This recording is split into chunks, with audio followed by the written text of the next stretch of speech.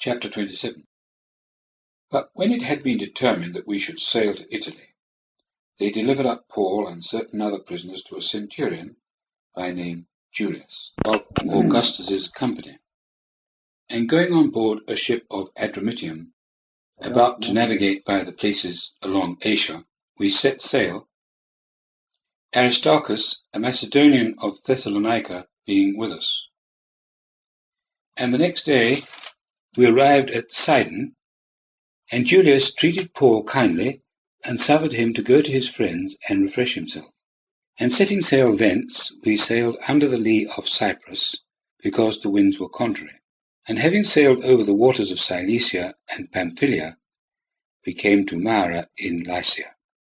And there the centurion, having found a ship of Alexandria, sailing to Italy, he made us go on board her. And sailing slowly for many days, and having with difficulty got abreast of Cydnus, the wind not suffering us, we sailed under the lee of Crete, abreast of Salmone, and coasting it with difficulty, we came to a certain place called Fair Havens, near to which was the city of Lasea. And much time having now been spent, and navigation being already dangerous, because the fast also was already past, Paul counselled them, saying, Men, I perceive that the navigation will be with disaster and much loss, not only of the cargo and the ship, but also of our lives. But the centurion believed rather the helmsman and the shipowner than what was said by Paul. And the harbour being ill adapted to winter in, the most counselled to set sail thence, if perhaps they might reach Phoenice to winter in, a port of Crete looking northeast and southeast.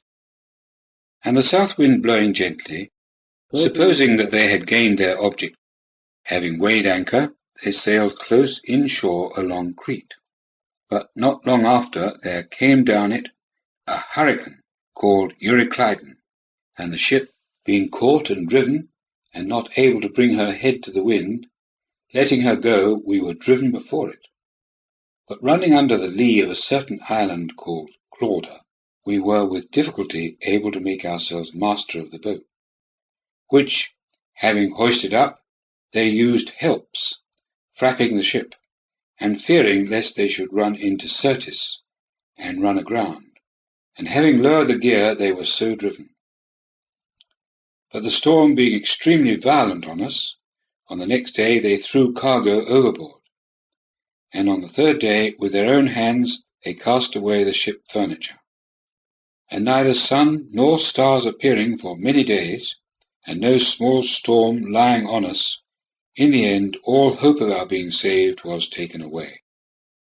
And when they had been a long while without taking food, Paul then, standing up in the midst of them, said, Ye ought, O men, to have hearkened to me, and not have made sail from Crete, and have gained this disaster and loss.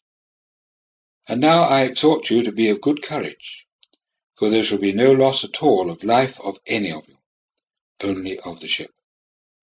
For an angel of the God, whose I am and whom I serve, stood by me this night, saying, Fear not, Paul, thou must stand before Caesar.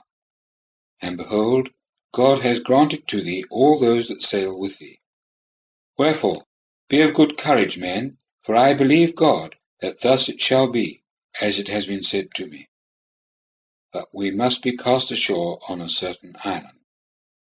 And when the 14th night was come, we being driven about in Adria, towards the middle of the night, the sailors supposed that some land neared them, and having sounded, found 20 fathoms. And having gone a little farther, and having again sounded, they found 15 fathoms.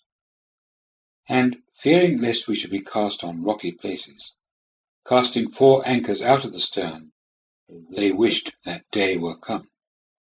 Verse 30.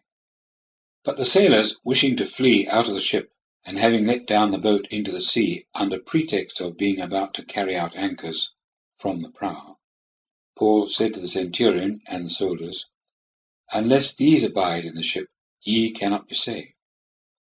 Then the soldiers cut away the ropes of the boat, and let her fall. And while it was drawing on to daylight, Paul exhorted them all, to partake of food, saying, Ye have passed the 14th day watching in expectation without taking food. Wherefore I exhort you to partake of food, for this has to do with your safety. For not a hair from the head of any one of you shall perish.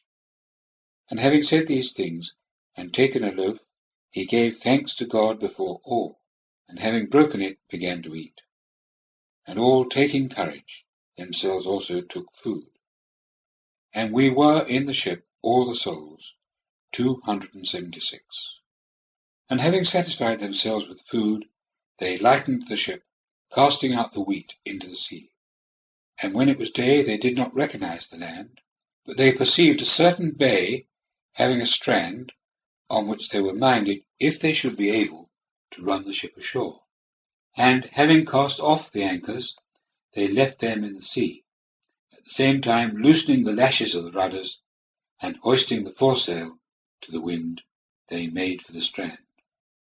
Falling into a place where two seas met, they ran the ship aground, and the prow, having stuck itself fast, remained unmoved. But the stern was broken by the force of the waves.